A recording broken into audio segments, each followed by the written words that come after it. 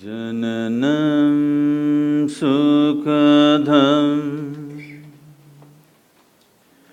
maranam karunam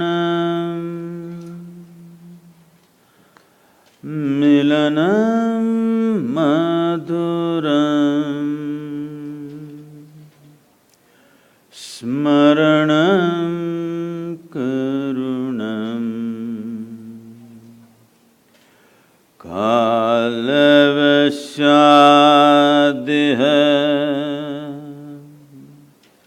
sakalam karunam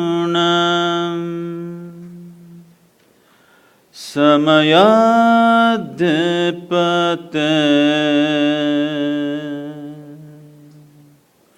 akilam karunam.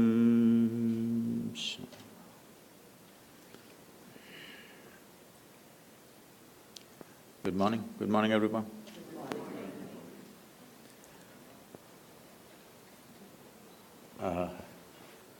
Today we're supposed to look at life sense. When we say life sense, I'm particularly speaking to all the iPhone lovers. You're on Samsung.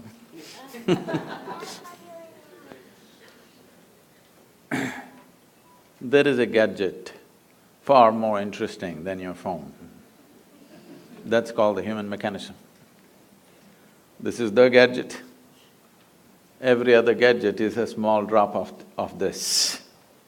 So, when we say human being, I think for a long time, people have been looking at this human being with too much emotion and too much confusion. But the yogic sciences have always looked at the human being as the ultimate mechanism on this planet. When we say a mechanism, we're talking about something that can work systematically, something that can do things, something that can consistently produce something wonderful. If it is not a mechanism, that means it's one chaotic nonsense. So, there are both type of human beings.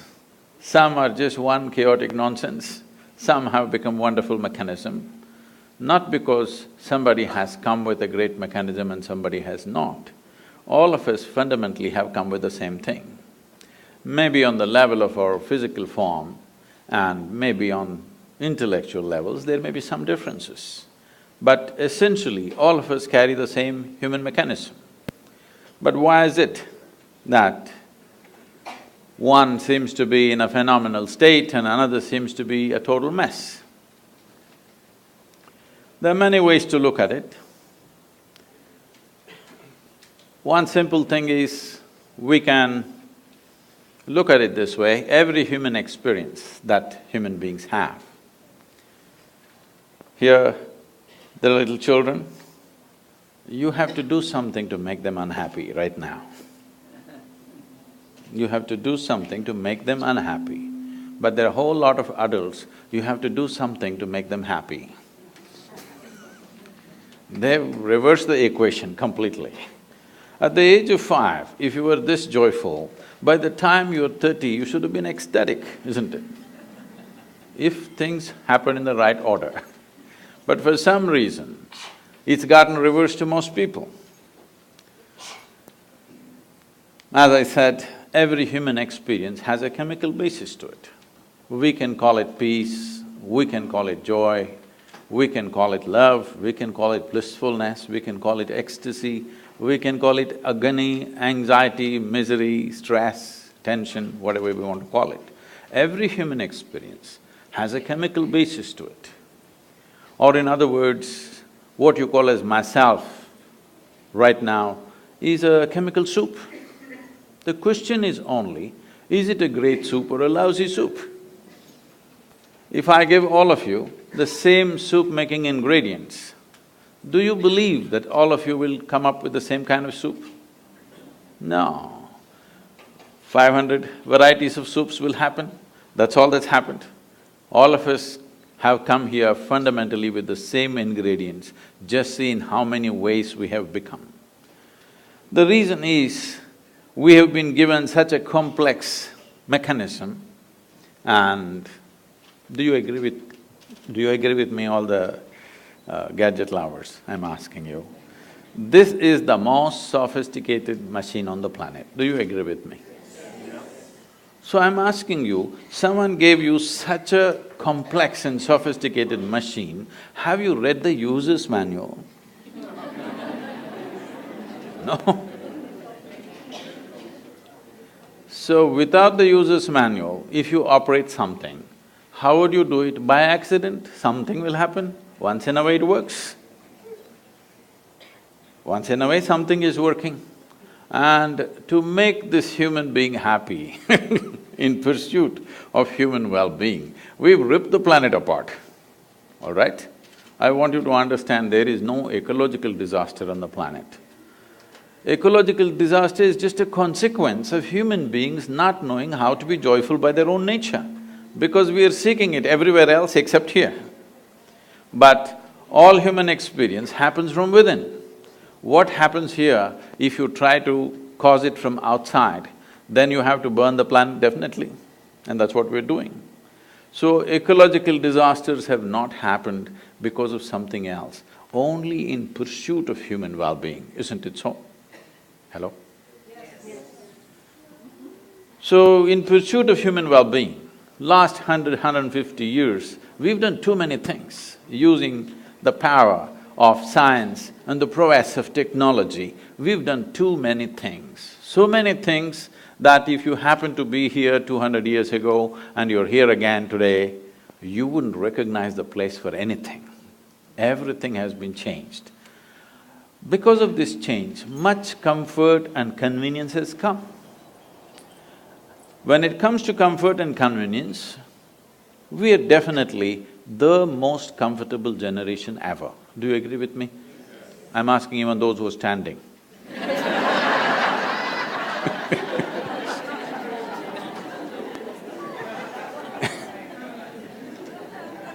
We are definitely the most comfortable generation ever, isn't it? But we cannot claim we are the most joyful, we cannot claim we are the most loving, we cannot even claim we are the most peaceful. To be peaceful and happy, today I'm sure many people are propagating this, and even the so-called spiritual leaders are going about saying, peace is the ultimate goal of life. Such people will only rest in peace.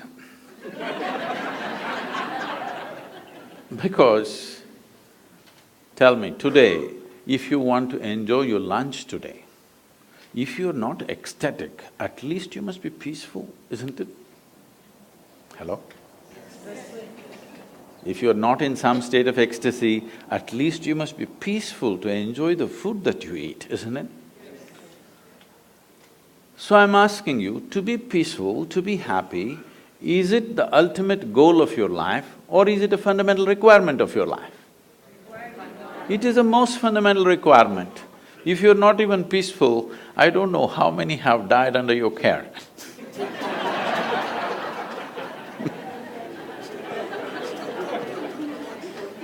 Because when you're not even peaceful and happy, you tend to do things which are neither good for you nor for anybody, isn't it?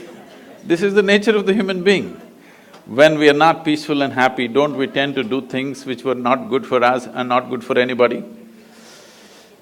Now, this peace has been taken to heaven.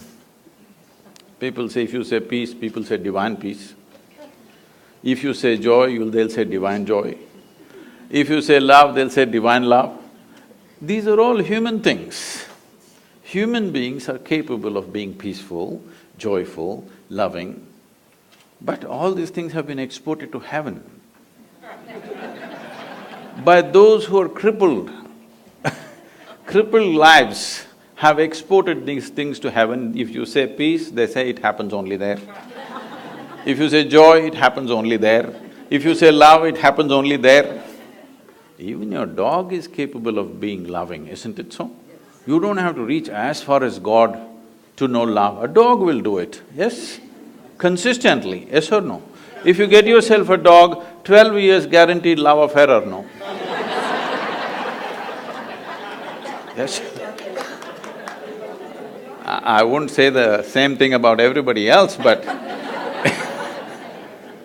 there is no guarantee about others, but a dog is a guaranteed love affair, isn't it? Now, these things have been raised like this.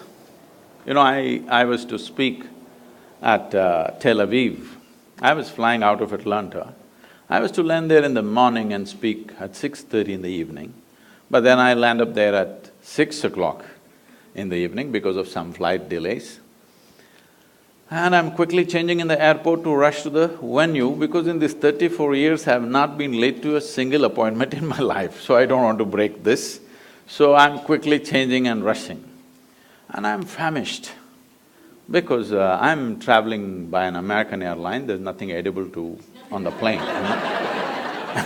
There's nothing edible on the plane. So I'm really famished. And when I go to the venue, to my joy, I find the venue is a very fine restaurant. Life can't get better. When you're so hungry, they've taken you to a restaurant straight. So people are coming in and greeting me. One man comes up and says, "Shalom." I ask him, "What does it mean?" He says, "This is the highest way of greeting." I said, "Well, that's your opinion, what does it mean?" He said, "No, this is really the highest way of greeting." I said, "All right, but what does the word mean?" He said, "It means peace." I said, "Why would peace be the highest way of greeting unless you're born in Middle East?"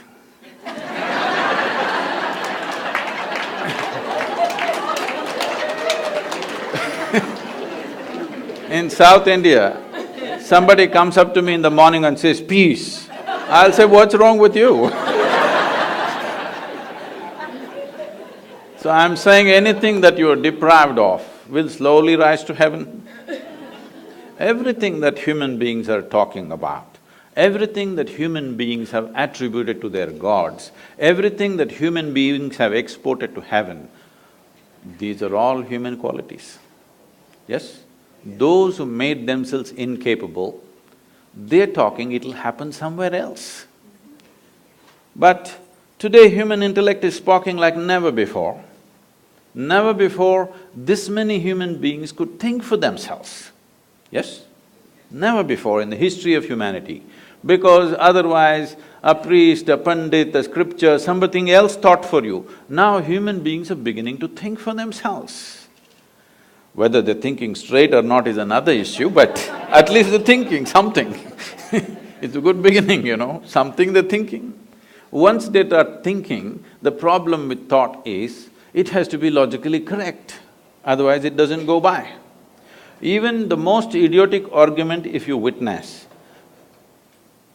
people are talking the way they're talking because they believe it's logically correct. Yes or no? Nobody thinks he's logically wrong and continues to argue, he won't do that. He somehow finds a way to make it logically correct.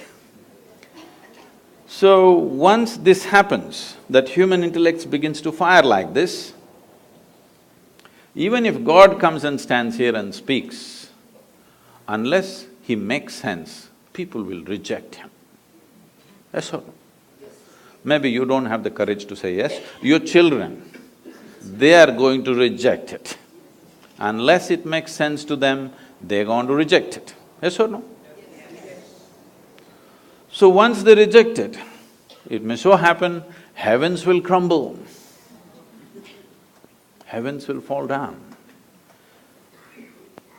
You know what is in heaven? You don't know. Let me tell you so that you can make your choices. Hindu heaven, food is great.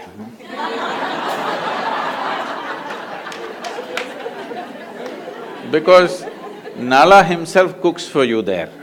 Nala himself cooks, he is the best chef in the universe. So food is very good. If you're a foodie, you must go to Hindu heaven. In another heaven, in the clouds, white-gowned ladies are floating. If you like that kind of ambience, you can go there. In another heaven, you'll have virgin problems. If you want to encounter that, you can go there. Only problem is, what is the qualification for you to get there? This happened in a Sunday school in Alabama. Anybody from Alabama? Yes. Oh. I would have chosen another state if you had told me you're here.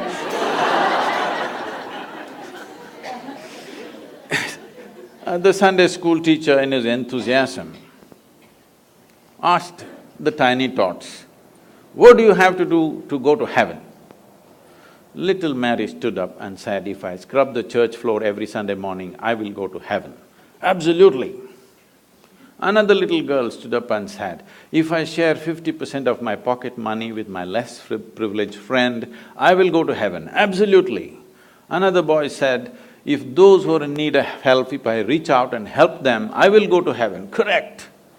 Little Tommy in the back bench stood up and said, "You gotta die first."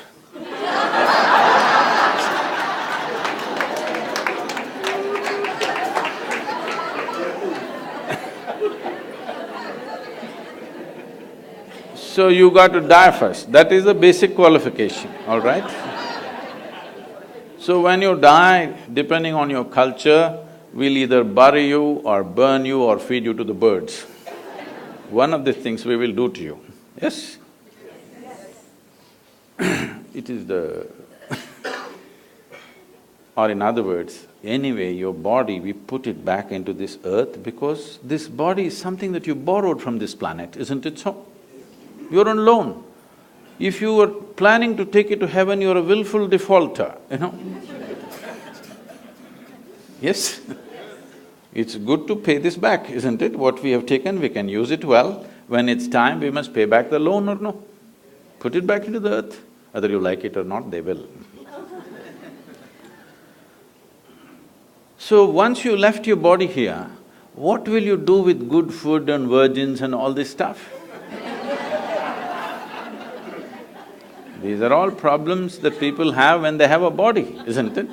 Once you put the body here, what will you do with all these things? So I'm saying, once intellect fires big time, we have kept it down because if you ask questions, we would have you dead for a long time. Please understand. With this we had kept it down, but we can't keep it down anymore. Now people will ask all kinds of things. When they ask 2, 3 questions, heavens will crumble.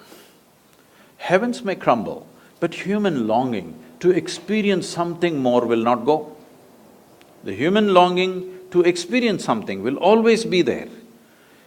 If you take away the hope that somewhere else it's going to happen to you, people will start seeking solutions here. When they start seeking solutions here, if you don't show them a way, if you don't show them a way which is logically correct and scientifically ascertainable way, where you can take charge of your inner experience and cause the kind of experience that you want to be in, if you don't teach them the ways, if you don't give them the technologies for inner well-being, then I would say in another 60 to 80 years' time, 90% of the humanity will seek chemical solutions. They will be either on drink or drug. Tell me, most of you, whatever your age right now, when you were 20 years of age, how many people were drinking and drugging on this planet? Today, how many people are doing? Has it gone up by 1000% at least? Yes. 10 times over or more? It has. This is because people are seeking solutions here, because slowly all these people are losing faith that somewhere else it'll be better. They're trying to make it better right here. If you don't show them the right way, they will somehow try to do it. Now, I'm not looking at this as a moral issue. 90% of the people being on drink and drug is not a moral issue for me. One responsibility we have as a generation of people is that when we leave, we have left a generation which is at least one step better than us. This is a fundamental responsibility we have as a generation. But when we leave, if we are all on 90% of us or on drink and drug, when we leave, we will leave a worse generation than us, because we will become incapable of even producing a better generation. And this will be a complete failure of who we are, everything that we worked for, the development of civilizations, all this will go waste if 90% of the population goes on this. In New York City, what do you think is the percentage? I'll leave it to you. People from New York tell me. What do you think is the percentage who are seeking some kind of chemical solution for their experience to make themselves peaceful? They have to drink something or pop something. What do you think is the percentage?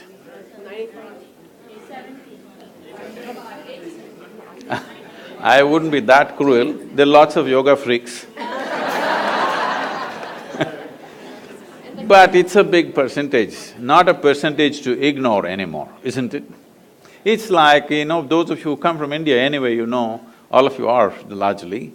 When you were growing up as children, there were few drunkards in the town. Yes? 1, maybe 2%, they are drunkards, they're not normal people.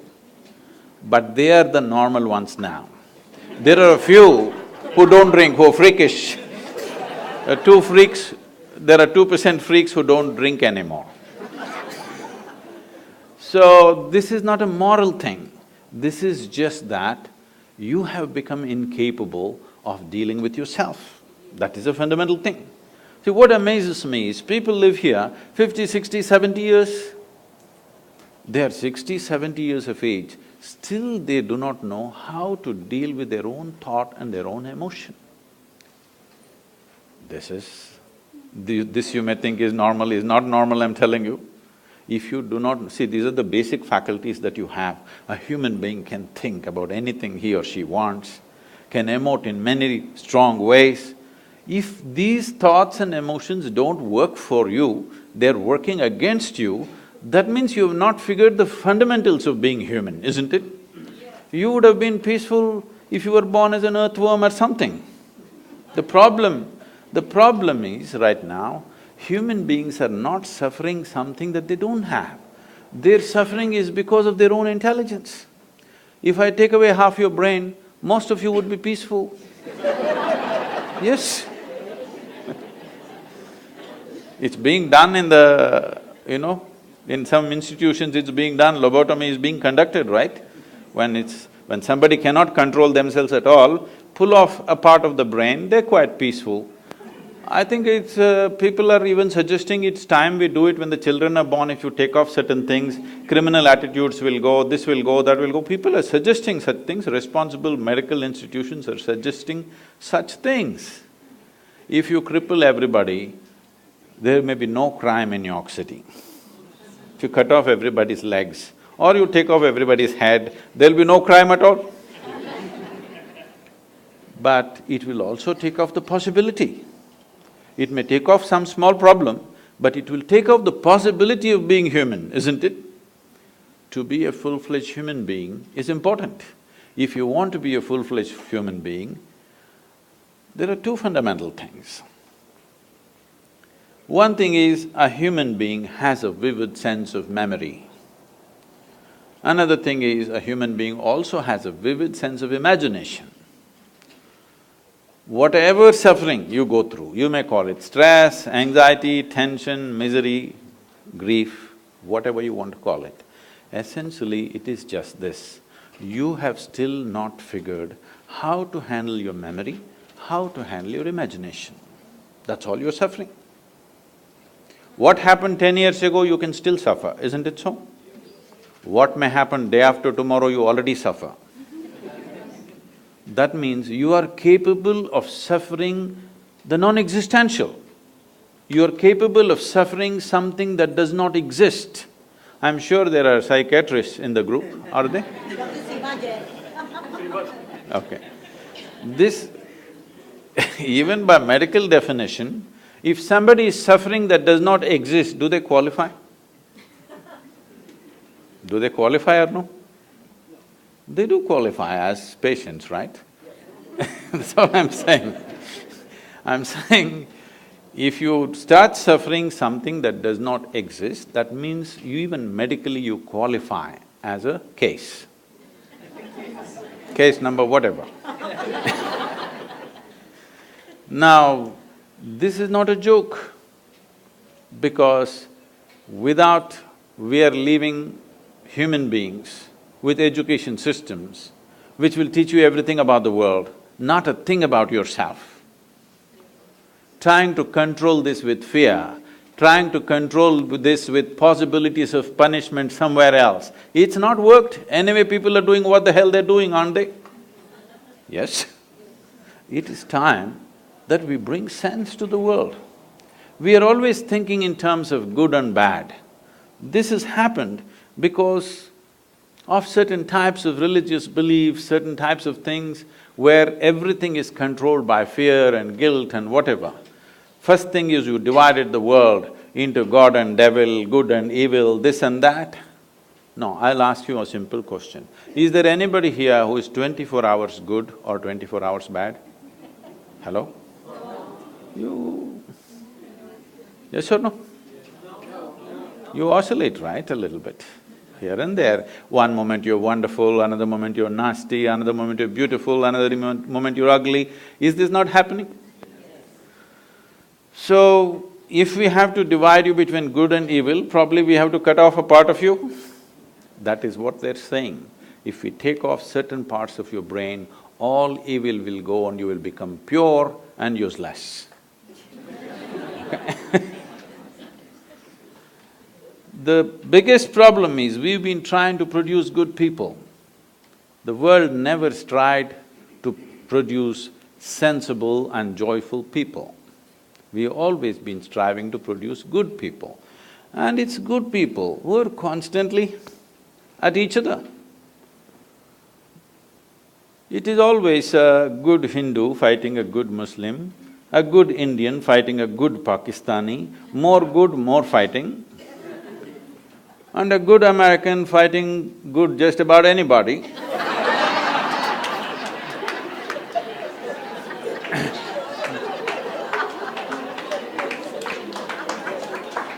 Because the more good you think you are, more confrontational you have become. Please see this. The more good you think you are, you naturally become more confrontational with just about anybody around you. If you think you're very good, how this has come to you in your mind is, you look at these people, she's not okay, she's not okay, she's not okay, he's not okay, he's not okay. Compared to all these people, I'm good, I'm very good means nobody is good. Nobody is okay. Nobody is okay is not a question of goodness, it's a question of madness. The madness has settled in. This has to go means human consciousness has to rise. You have to look at this tremendous possibility that we have come with. And is it true? Can you see me at least? Hello, everybody? Yes. Even if you're not listening, can you see me?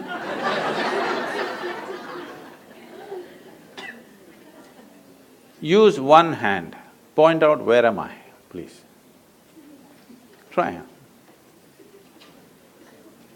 No, you know I'm a mystic from South India, you got it all wrong. Now this light is falling upon me, reflecting, going through your lenses, inverted image in the retina, you know the whole story? So where do you see me right now? Within yourself. Where do you hear me right now? Within yourself. Where have you seen the whole world? Within yourself. Have you ever experienced anything outside of yourself? Have you? Right now, someone sitting next to you, if they touch your hand, you think you're experiencing their hand. No. You're only experiencing the sensations in your hand, isn't it? Even without the help of the other person, you can, with little imagination, cause the sensations you want, isn't it? So your entire experience of life, light and darkness is happening within you. Agony and ecstasy happens within you, joy and misery happens within you, peace and turmoil happens within you. If every human experience is generated from within, at least what happens within you must happen your way, isn't it? World will not happen your way, and I'm glad it's not happening your way, because if the entire world happened your way, where do I go? I'm glad it's not happening your way. Little bit my way, little bit your way, little bit somebody else's way, it's all right. But the important thing is, this one is not happening your way. This is a big problem, isn't it? If this one person, yourself, if this one person happened your way, would you keep this person blissful or miserable. You must make a choice, I'm going to bless you right now. What is your choice? For yourself, what is your choice? Highest level of pleasantness, isn't it? What you want for your neighbor may be debatable, but what you want for yourself is very, very clear, isn't it so? But why such a simple thing is not happening? Simply because, you know Charles Darwin? Some 150 years ago, 2012 was 200th birth anniversary of Darwin. Some 150 years ago, he propounded a theory and he said, what was a deer could have become a giraffe, so many million years. What was a pig could have become an elephant, so many more million years. What was a monkey became a human, but it happened rather quickly. Yes, so quickly that anthropologists think there is a missing link. They're still looking out, I'm saying. Did anybody meet? Did you meet a missing link, I'm asking? No. Now, they're saying the DNA difference between you and a chimpanzee is only 1.23%. 1.23% is not much of a difference, isn't it? Not much of a percentage. Not a percentage to boast about, isn't it? The thing is just this, physiologically, you're only 1.23% away from a chimpanzee. But in terms of your intellect and awareness, we're worlds apart from a chimpanzee. So this is the problem. You have an intelligence for which you don't have a stable enough base. Now, this same intelligence, the sharper it is, the more it pokes you. So people are thinking dulling it, either with wine or divine, is the solution. Somehow dull it for some time and you feel peaceful. Dulling it not the solution, sharpening it to a point where it'll work for you is the solution, isn't it? If you dull it, you're somehow crippling yourself, isn't it? In some way you dull the system. Maybe you think it's temporary, but if you dull the system, in some way you're crippling yourself. If crippling yourself is a solution, death is a better solution, isn't it? Yes or no? If taking a little bit of the brain is a solution, blowing your brains out is definitely a better solution, more efficient. This happened. I was teaching a program in India and somebody stands up and she introduces herself. She says, I've come from Singapore, in the last 2 years, I committed suicide 5 times. I said, stop. At this level of inefficiency, you are not getting anywhere.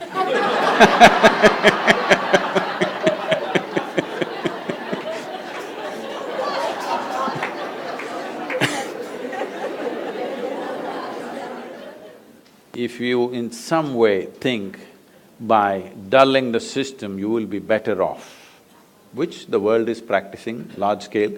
Now you're saying in New York City it's 90%, I don't think so.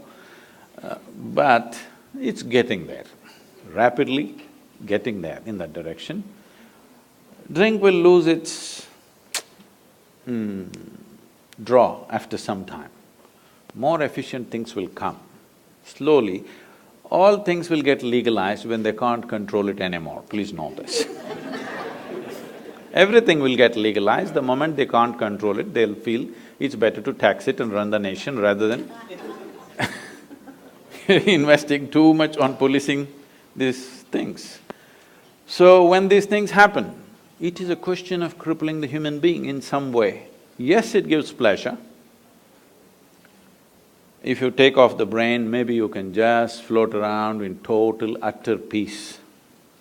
But all possibilities are also gone, isn't it? So this is happening to us because we have not understood the fundamentals of how to exercise our own intelligence. We have learned how to make a living, we have learned how to do things, we have learned how to go to the moon or even beyond. But we have still not figured how to manage our own system, isn't it? Even if you have a spacecraft, this is more complex than that. Yes or no? Yes. This is far more complex than that. And this does not mean, when I say this, I'm not just… I mean, all of you doctors, maybe you're thinking of exploring me pathologically. We're not talking about just lungs, liver, kidney, heart, spleen, whatever. All this came from within. See, you eat a piece of bread in the morning, in over 2 hours, this bread becomes human body. You know as doctors how complex each part of the body is, that you know it is so complex, that is why today if we have to go to a medical checkup, we have to go to 50 different doctors, because for 50 different parts of the body. Slowly as you look at it closer and closer, you're realizing it's too complex for one person to grasp the entire thing, isn't it? Yes or no? Just 32 teeth, people are taking 9 years to understand what's happening in the mouth and they still don't know. Yes or no? Yes? Just to teeth, only 32, 9 years of study, and still we don't know all of it. We know pretty well, but not all of it, isn't it? So you are realizing it's so complex, but this complex mechanism, with what are you manufacturing? You eat a piece of bread, you eat a banana, you eat an apple, you eat whatever you want. Within few hours, it becomes this. So there is an intelligence here.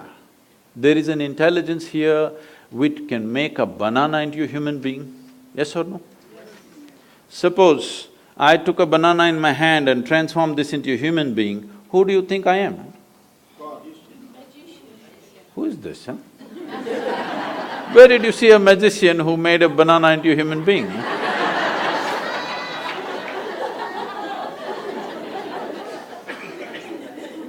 What is this? Only Creator could do this, isn't it? But every one of you are doing this every day.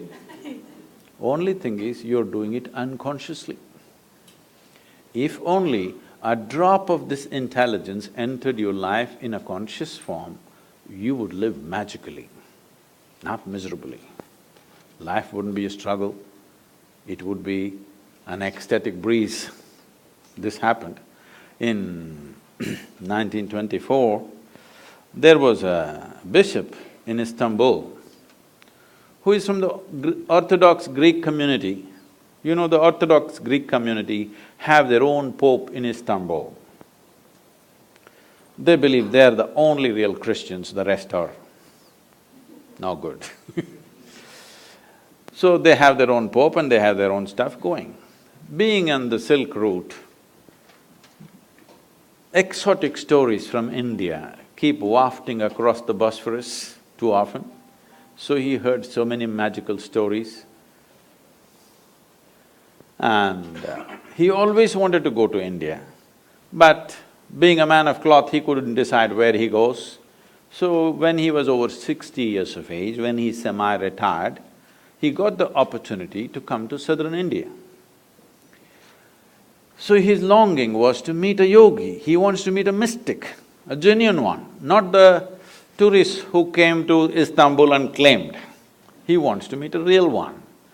So somebody told him, you go up this mountain, and they gave him some landmarks. There in front of a cave, there will be a yogi sitting. That's the man you're looking for. So he found his way up, he was not built for mountains. So he huffed and puffed and went up. Mountain is one place where you can't deceive yourself of your age.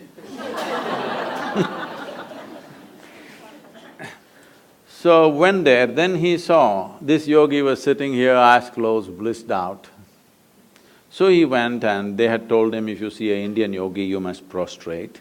So he went down, he was not built for that either. With great difficulty, he went down and huffing and puffing, he sat up again. Hearing all this commotion, the yogi opened his eyes and smiled. Immediately the bishop asked, "Can I ask you a question?" The yogi laughed and said, by all means, why not? So the bishop asked, what is life? This is after 60, you know. You should have asked this question when you were 8. If you missed it out at least by 16, what? What is life? You must ask now, isn't it? But what to do? Better late than never. So he asked, what is life? When he asked this question, the yogi went into raptures. And then he said, life is like the fragrance of jasmine upon the gentle spring breeze. The bishop said, what? Fragrance of jasmine upon gentle spring breeze?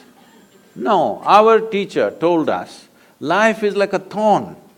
Once it gets into you, if you stand it hurts, if you sit it hurts, if you lie down it hurts.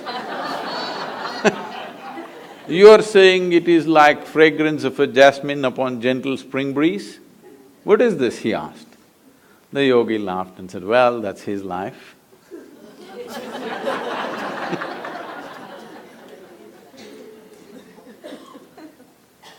The experience of your life is entirely generated from within, is that so? Yes. What is being generated from within must be happening your way. Must happen your way, isn't it? But right now, just about anybody can make you happy, make you unhappy, make you miserable, make you frustrated, make you angry, make you so many things. This means you're in a very deep state of slavery. Somebody decides what should happen within you, not even around you. What should happen within you, somebody decides. This is a terrible state to be in, isn't it? Because we have not taken charge of this fundamental thing. Something so tremendous has been given to us, but we are busy. We read one piece here, one piece there, we read one tidbit from this scripture, another tidbit from that scripture, and self-help book, this book, that book, all tidbits. But it's not working here and there in small way. On a certain day, a bull, you know a bull? A bull was grazing. Chomp, chomp, chomp, chomp, chomp. Slowly, green grass led him deep into the jungle. He went deep inside. There was a lion who was past his prime and he was having difficulty hunting in the jungle because the animals are fast and he is getting slow. Then he saw, after many weeks of grazing, this bull had become nice and fat. He saw this nice fat bull, his mouth watered. He stalked him, found the right moment, pounced upon him, killed him and ate him up. Stomach became full. With great satisfaction, he roared. There were a few hunters passing by. They heard this roar, they tracked the lion down and shot him dead. The moral of the story is, when you're so full of bull, you should not open your mouth.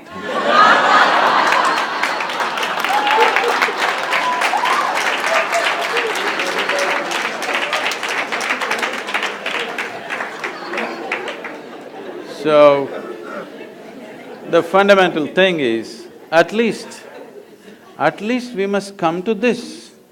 What I know, I know. What I do not know, I do not know. Is this okay? Can we come to this much sincerity? What I know, I know. What I do not know, I do not know. Is it okay? Yes. No, right now the thing is, whatever I don't know, I believe. Whatever I do not know, I believe. Once you believe, you get enormous confidence without clarity. Confidence without clarity is the biggest disaster on this planet.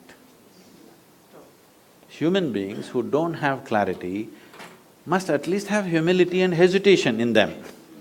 No clarity, but they have confidence. Oh, because see, the nature of human intelligence is like this. If you do something stupid right now, tonight, your intelligence will bother you. Why did I do this?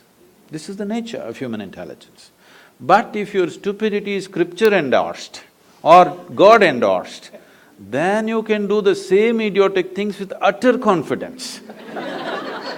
You don't have to turn back and look. It doesn't matter what is the result of your actions, how horrendous it is, but you can go on doing it because God has endorsed your stupidity. Can we come to this much, at least all of you doctors, you must come to this, what I know, I know, what I do not know, I do not know. Is it okay? Yes. Because I do not know is a tremendous possibility. When you see truly, when you genuinely see I do not know, the longing to know and seeking to know and the possibility of knowing becomes real in your life. Otherwise, everything I do not know, I believe. You can believe anything. If we work hard enough on you, we can make you believe just about anything, yes or no? Yes. From your childhood, if we work on you, we can make you believe anything. Right from your childhood, if I go on telling you, my little finger is God, if I raise this little finger, divine emotions will genuinely overflow within you, yes or no? Yes. If you feel this is too bare, I can dress it up. We can do some things. This happened, I was speaking to a group of people in Nashville, in Tennessee. Tennessee people? Hey, okay. And I was just telling them a joke. In the joke, I referred to God as Him. Immediately these few ladies stood up and said, "Do you believe God is a man?" I said, "Whoa, whoa, whoa." I was only telling you a joke. They said, "It doesn't matter, you said Him, do you believe God is a man?" Now this is a big issue in some of the southern churches in America. Is God a man or woman? They're trying to settle in this election, of course, but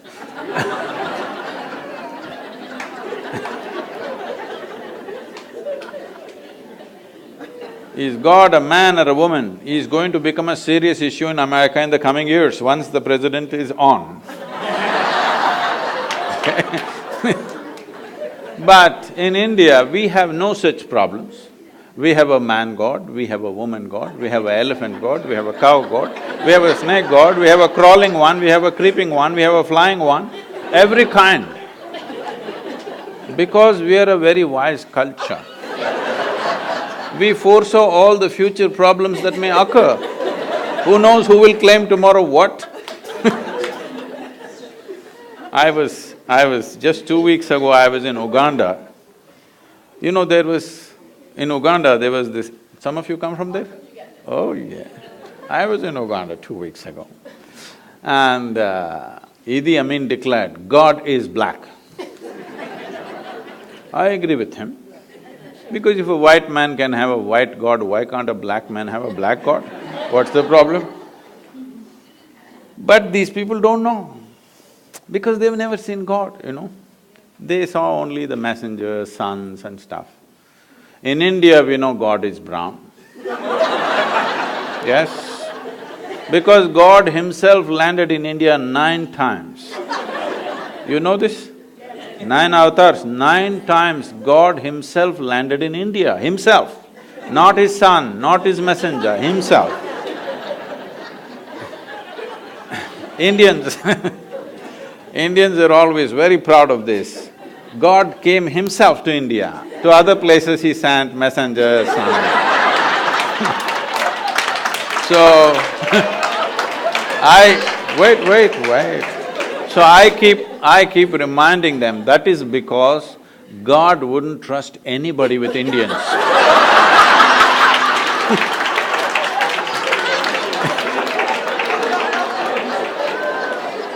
He wanted to do the job hands-on. So He Himself came 9 times and failed. 9 or 10 times debatable, but failure is not debatable, isn't it? So, we can believe what we want our beliefs may have something to do with our cultural milieu, we can wear our culture. Culture is the color of our life. We can wear our culture, we can be proud of it, we can enjoy it, but culture is not a tool for seeking truth. Culture is not an efficient tool because what you do today, whatever nonsense you do today, is tomorrow's culture. Yes or no? Whatever nonsense they did yesterday is today's culture. Culture is never a conscious process. To some extent, maybe. The rest is all hodgepodge of all kinds of things that many people did, isn't it so?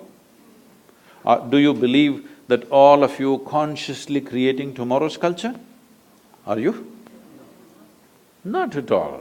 Whatever nonsense you do, your children will pick it up and they'll do it little differently, isn't it?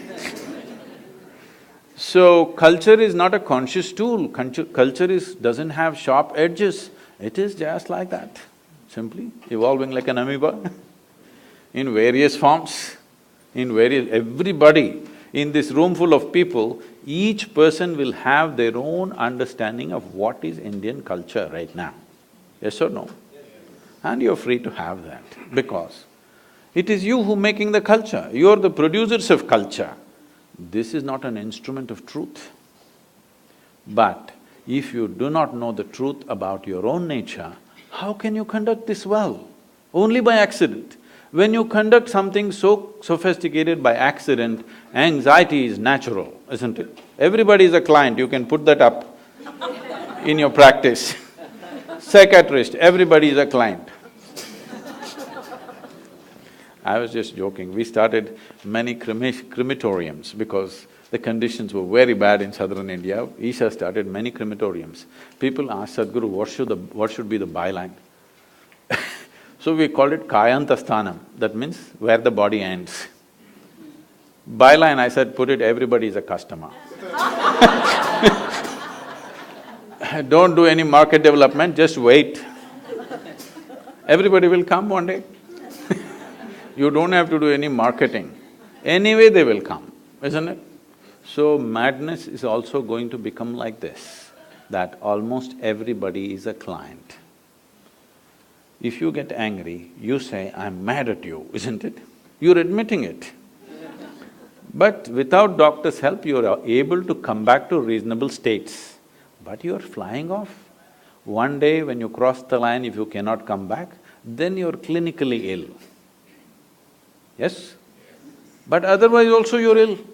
If you do not know how to manage your own thought, if you do not know how to manage your emotion, if your intelligence does not function for you, it functions against you, would you term this kind of madness?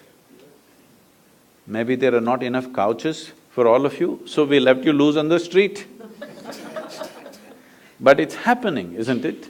So, especially all of you being in medical profession, I would plead with you, you must invest some time upon yourself. If you believe that the work that you're doing is important, the most important thing is you work upon yourself. Because nobody can produce anything beyond themselves. Your work is only an expression of what you are. Nothing more than you can ever happen. Unless you enhance this, what you do can never be enhanced. Enhancing this means, there are many ways to look at it. I'll put it very simply, considering that I have to catch a plane. See, when we say intelligence, today, because of English language and the so-called modern education, the kind of education that most of us have gone through is just education which was designed to produce obedient people, not intelligent people. It was not designed to cultivate geniuses. It was designed to curb your genius and make you into an obedient person, so that you can take orders from Her Majesty's service. Yes, essentially it was created for that purpose. Maybe you're useful in some job, but it will not allow you as a human being to really blossom, to create something. It is created for mass production. of something, whatever that is. There are some interests, goals set up by other people, how to produce nuts and bolts for that large machine that we have created is how the education is structured.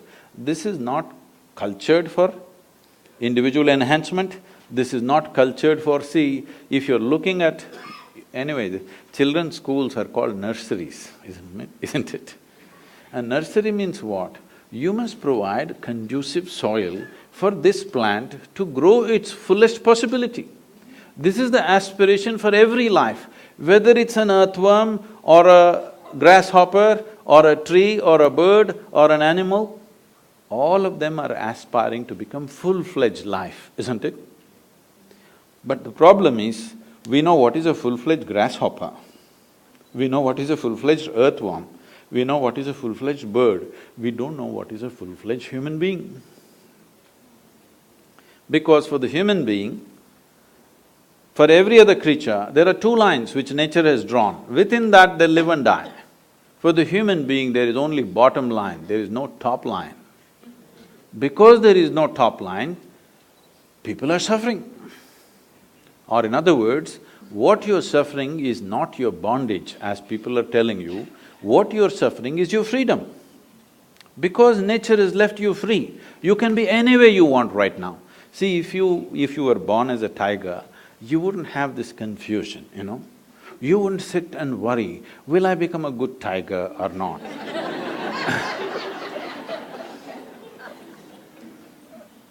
If you eat enough food, you will become a good tiger. There is no confusion, will I end up as a pussycat, will I become a great tiger? There's no such problems for a tiger. There is no such problem for any other creature because for all of them, two lines are fixed. You eat well, you will become that. But you eat well, this will not become that. This one has come without a top line, so it is left to you to determine what this should become. When such a freedom life has offered to us, this is the greatest possibility. Upon this planet at least, of the life that we have seen, this is the greatest possibility, isn't it? Instead of exploring it, we're trying to fix it all the time. This is that. We are trying to fix a top line. But tell me, whatever you are right now, would you like to be something more?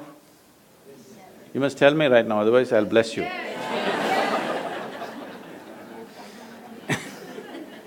If that something more happens, what? You want something more, if that happens, what? More. So, you seem to be wanting to expand in installments slowly. So let's say I will make you the king or queen of this planet. Don't look at me hopefully. Does it look like I'm going to commit such a blunder today? No. Suppose you become the king or queen of this planet, will you be fulfilled? I'm asking you. You will look at the stars, isn't it? Yes or no? This is the nature of the human being, because you are not looking for more, you're looking for all. And all cannot happen physically. If you're looking for all, this means you're looking for a boundless goal, an infinite goal. You're looking at infinity and going in installments. This is a terrible crippling process.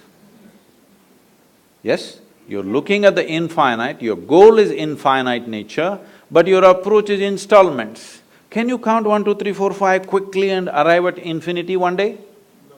You will only become endless counting, isn't it? So if you're longing for something infinite, this means you're longing for something without boundaries. You're longing for something without boundaries means you cannot approach it with a dimension with boundaries. When I say dimension with boundaries, see, everything physical is possible only if there is a defined boundary, isn't it? Now, this we call a physical body because it has a defined boundary. If we pull out all the boundaries, then this is no more physical, isn't it? Physicality is a consequence of boundaries, but there is something within you longing to become boundless. If this longing to become boundless, if you give it an unconscious expression, if it finds a very basic physical expression, we call this sexuality. All you're trying to do is something that is not you, you're trying to make it a part of yourself. It seems to work for a moment and after that it doesn't. If you find an emotional expression for this, we call this love. This again the same thing, something that is not you, you're trying to make it a part of yourself. If it finds a mental expression, it gets labeled as greed, ambition, conquest or simply shopping. If it finds a conscious expression, generally we used to call it yoga, but in New York City, I'm a little afraid to use that word because immediately all of you may start what people are doing in the Times Square, you may start doing it right here, it's just next door. No, yoga does not mean twisting and turning your body. Yoga means you learned how to obliterate the boundaries of your individuality. You learned how to erase. Why should I erase? Not that you should erase, because there is no boundary, it is only your psychological structure which is giving you a boundary. Right now when you sit here, you are absolute, isn't it? This is me, that's you, 100%.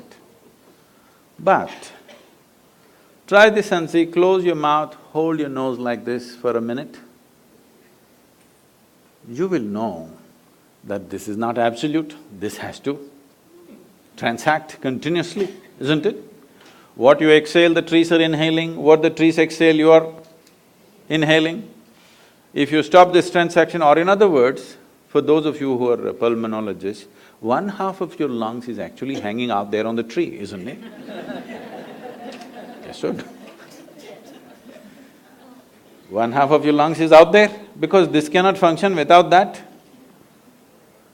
Now, this is not just on the respiratory level, every subatomic particle in this body is in constant transaction with everything in this cosmos, otherwise this cannot exist for a moment. See, here we are, sitting on a round planet and the damn thing is spinning on top of it. And in the middle of nowhere, you don't know where it begins, where it ends. Here we are sitting and doing all this talking. Obviously, a million forces that you don't even understand are keeping you in place, isn't it? Yes or no? If you don't know, you go up a mountain or dive into the water, you will understand what I am saying. If you go up a mountain, your brains will fill up with water. If you go down, your blood and brain will become full of air. All that's happened is little change in pressure. So the whole lot of forces, even managing and keeping you in place and in one piece, isn't it? If all the pressure is taken out, we may become bits and pieces. Too much pressure, we may become something else. Not just pressure, on a million different ways. This is right now being supported by too many things. You're on life support, I'm saying constantly, otherwise this cannot last by itself. So, anyway, there is no boundary for this life to exist. The life within knows this. Even the body knows this. Only your mind doesn't know this. Your mind thinks you're an absolute creature by yourself. So when you consciously erase this boundary in your mind, this means you can sit here and experience everything as yourself. If everything in the universe you begin to experience as myself, then we say you're in yoga or we say you're a yogi. This means a union has happened, you have successfully erased. What is the use of this? This means there are different dimensions of intelligence within us. Unfortunately, our education systems are using only one aspect of it, which is called the intellect. In yoga, we identify 16 dimensions to human mind. These 16 dimensions are seen as 4 parts. We will look at these 4 parts. This is called as buddhi, ahankara, manas and chitta. Buddhi means intellect. Intellect must be sharp, otherwise it won't work. But it is the sharpness of the intellect which is cutting you up every day. Not because intellect is a bad thing, if you don't have a steady hand, a sharp knife is a problem, isn't it? Why we don't give a knife to a child's hand is not because the knife is dangerous, because a child doesn't have a steady hand. In the last 24 hours, what do you think? Have knives saved more lives or taken more lives? Surgeons, please tell me. We are here, so. So she's saying because we are all here, they are all saved. It has saved many lives in a few irresponsible hands. It might have taken some lives, but knife is not dangerous. Sharper it is, the better it is. Hello? Yes. So intellect is not the problem. Sharper it is, the better it is. An unsteady platform, then it starts cutting you up. It either cuts other people or cuts you up. The next dimension of the intelligence is called ahankara. Ahankara does not mean ego as most people think, it is the identity. Because the nature of the identity, the subtlety of the identity determines how your intellect functions. Right now I say, I am a man. The stronger I say it, the more my intellect will try to protect my masculine nature. If you say I am a woman, it'll start protecting that. If I say I'm an Indian, it'll start protecting that. If I say an American, it protects that. To what extent? Even to the extent, even if it costs my life, it's okay. But my Indianness or my Americanness or my manliness must be protected at any cost. This is what ahankara does to you, because the identity, how you take the identity. There is an entire system of education in India which is about training a child how he should groom his ahankara, his identification, how he should groom it in such a way that it is beneficial for him and beneficial for everybody around him. How to groom one's identification, there's a whole process. Unfortunately, we've given up everything, we get stuck to something or the other. So identity is the hand which holds the knife of the intellect. How steady it is, how subtle it is, will determine what the knife will do. Now, this is rooted in what is referred to as manas. Manas means it's a huge silo of memory. Memory, we recognize memory as 8 different dimensions of memory, starting from evolutionary memory, genetic memory, unconscious memory, conscious memory, and many other aspects of it. 8 different dimensions of memory. When I say all these different types of memory, I'm sure you don't remember how your great-great-great-great-grandfather or grandmother looked like, yes? You don't remember that. But their noses are sitting on your face right now. Yes or no? Your body remembers 100%. Yes or no? It even remembers the skin tone of your great-grandmother. You might not have seen her, you may not remember, but it remembers everything. So the amount of memory that every cell in the body carries is 1,000,000,000,000 times more than what your mind can ever carry. We are thinking intellect is everything and thought processes become everything because this is a European mess-up that happened to the entire world. Somebody said, I think, so I am. No, because you are, you may think. Yes or no? Which is first I'm asking you. Because you are, you may think. Because you become such a mental diarrhea that all the time thought is flowing, you think thought is even before you. Not because you think you are. Because you are, you may think. Like if I want, I move my hand where I want, I should be able to move my mind where I want. When I don't want, I must be able to hold it here, isn't it? Right now the problem is, it's become like this all the time.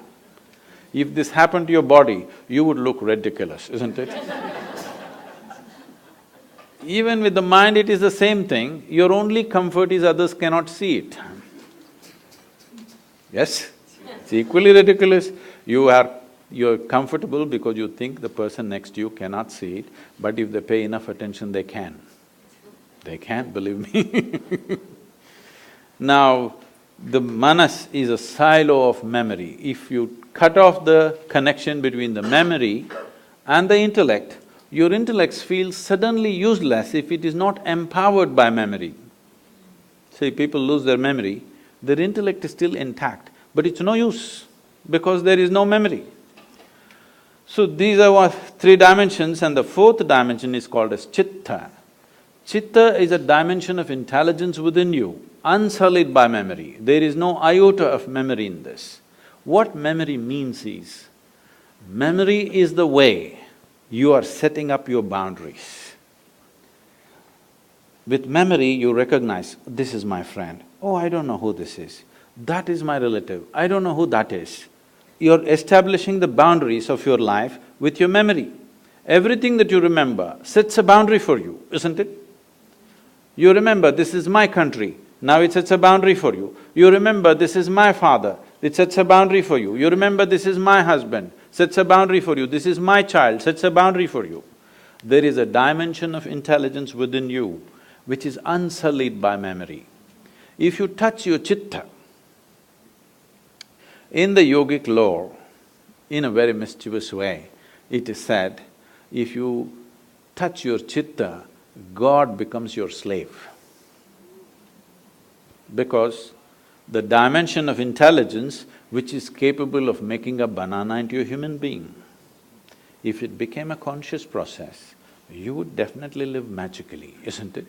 Other people will think you're superhuman, but I am telling you, this is what it means to be human. To eat, sleep, reproduce and die, you don't have to come with such a complex mechanism.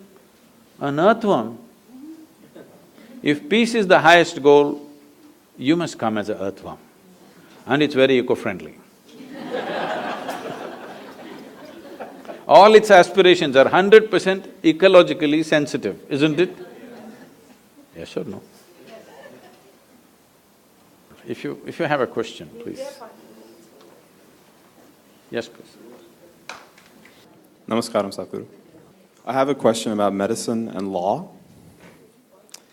In my opinion, a lot of physicians make medical decisions with fear of the legal system and malpractice suits. This fear affects the physician-patient relationship and increases healthcare costs. For example, I know I've ordered some tests for patients based on this fear, and I've seen other physicians do the same. So can you please speak on physicians' legal responsibility in taking care of someone else's health? And what can physicians as individuals and as a social collective do to overcome this fear? In ancient India, it was always said, there are three things which should never be commercialized: education, health and spiritual process. The moment you commercialize these three things, they will take the society in a completely different direction. When I say completely in a different direction, people are telling me, I have no way to check the statistics, they're telling me the food industry on the planet is $7.6 trillion. The pharmaceutical industry is $7.2 trillion. By the end of 2017, they're saying the pharmaceutical industry will be well above the food industry. This doesn't look like we are creating health on the planet, right? We are eating more medicine than food. Doesn't mean that we're doing great, obviously. So somewhere we've gone a little off the rails. And I'm sure, I know what I say is not going to be very popular here. All of you have taken up a certain oath, isn't it? So your commitment is to health. Your commitment is not to legal systems. Your commitment is to health and life of the person who sits in front of you at that moment, or usually they lie in front of you probably. Your commitment is to that life and the well-being of that life. If legal systems are such right now, people are exploiting it in many different ways for their own advantages. Let it be so, one or two will suffer, I know. But suppose all of you practice medicine as it should be for the well-being of the patient, I'm sure most of the time that's your concern. But sometimes legal systems, other things take over. If you ignore those things and do it, suppose half of you have liability cases against you, then they have to change the law. Right now, only 1 or 2% are under the liability, so they won't change the law. I'm saying you must become a majority, then the law will change, obviously. But medical systems, healthcare, your education and the capability to meddle with somebody's life, all this was given to you with a trust that you will always keep the well-being of that person above everything else. Let's keep it that way, please.